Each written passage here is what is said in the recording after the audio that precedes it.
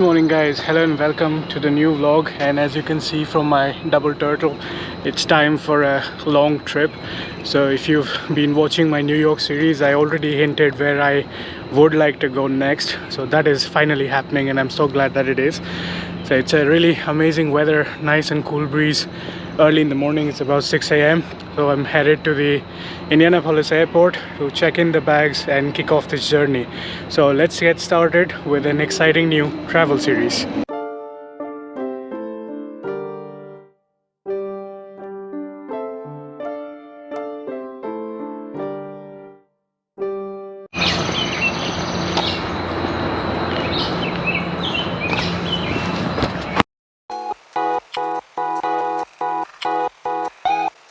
Alright, finally made it to the airport. Very familiar view. Before I head inside, I just wanted to share one piece of information. So somebody recently asked me, and this question comes up ever so often, like how they can get started with solo traveling, right? So as you saw from my New York series, I used this airport as my starting and ending point, and I did that on purpose so that when the next time, like this time, I do a longer international trip, I'm very familiar with what's inside, right? Where the baggage carousel is, where the security is and whatnot. So familiarize yourself and try to have overlaps between the trips, right? So do parts of the trips as a domestic trip first, so you're very familiar with how the system works, and then add more legs to the journey and go far and wide. But anyway, this time, because I'm pulling a double turtle, so I'll check in one bag. So let's go in, check our bags, clear security, and I'll see you after that.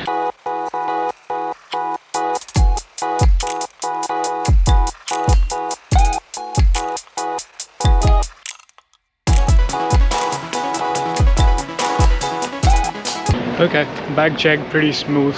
32 pounds. So it was not very heavy. I prepared for the summer and tried to keep it light, so even if I have to carry it around town with both the bags on me, it should be easier. Now I just have to go through security. So like last time, you don't remove anything from the bag, should be pretty straightforward. And then on the other side, maybe grab some coffee or something, wait for the flight. The cool thing is the bags were checked all the way through.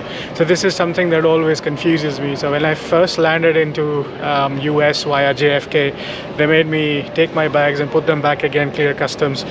But I guess on the way in, maybe they'll make me do it just to clear customs on the first international port of entry. But for now, it's checked all the way through, so that's pretty convenient. And the first stopover would be Dallas, and from there we'll head on over to our final destination, which you'll know with due course of time. So let's clear security and maybe grab some coffee and hang out at the airport.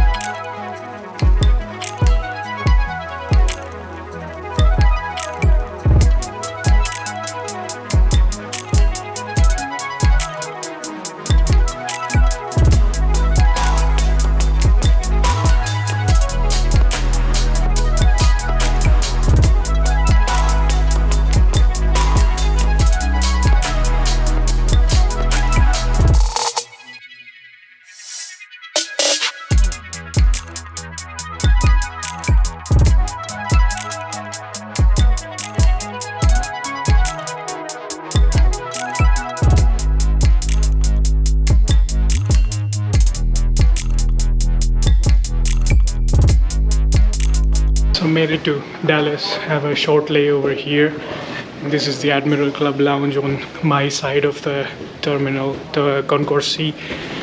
Terminal D also has a flagship lounge, so maybe next time. But let's hang out here, grab some snacks and meals before boarding the next flight.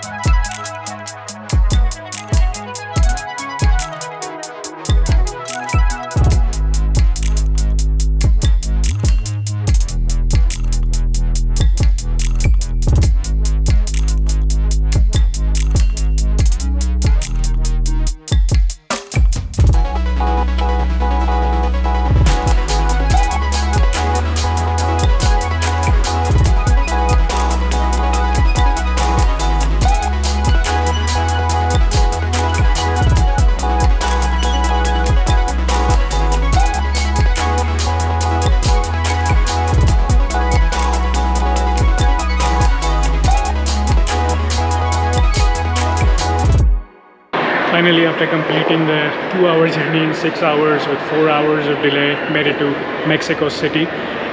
It started drizzling, so they called off the ramp agents, so that caused delays of 45 minutes. Then several planes had the same problem, so that piled up 40 plus planes in the queue, so that added to the delay. That by the time we got to the active runway, the plane ran out of enough fuel to take off, so we went back to the gate, refueled, then took off, and I finally made it here. Now I'm really tired, so I guess I'll just wait for the bag, clear customs, and then directly grab the Uber and get to the hotel.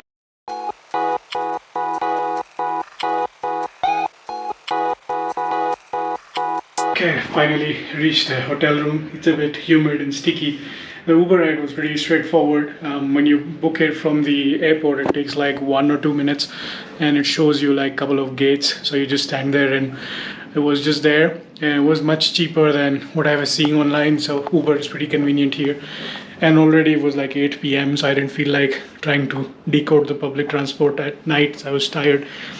Anyways, in like 20-25 minutes, I'm here. And this is a very simple, modest, humble room. There is nothing fancy. I think it's a 2-star hotel or something, but this is like a hotel chain in Latin America. So this is basically at the entrance. This is the Allende Hotel. A bed, TV, closet space here, small rack to keep the stuff, dressing area or work table, and a small bathroom and washroom. That's pretty much it. So it's like nice and simple, and was very budget friendly, so I took it for the first few nights. Yeah, there isn't much to do today, and anyways I'm tired, so I'm just gonna take some rest. But a couple of things before I wrap up. So while I was chilling at the lounge, I had this idea to grab a eSIM. So while I landed, instead of hunting for a SIM at the airport, the charges and everything would be much higher anyway, so I didn't have to bother about that. I just grabbed some cash from the ATMs at the airport for the taxi. Cash is king here. Usually for everything they prefer cash. And then yeah, that made my life much convenient, so I could book everything. I could inform people back home that I reach safely and stuff. So, and once that runs out, that expires, then I'll take a call whether to top it up and continue using that, or to get one of the local SIMs. It should be much cheaper anyway, but we'll see how it goes. And yeah, so just gonna rest up here. Oh, and when I checked in at the reception, this is the first place where I found where they give a remote control at the reception. I've never had a reception hand out a remote control before, so that was interesting. But anyways, gonna wrap up this vlog. Tomorrow onwards, we're gonna enjoy some outdoor explorations. So this was it for today, and hope you stick around and enjoy the Mexico travel series. This is the Rustic Wanderer signing off. See you in the next vlog.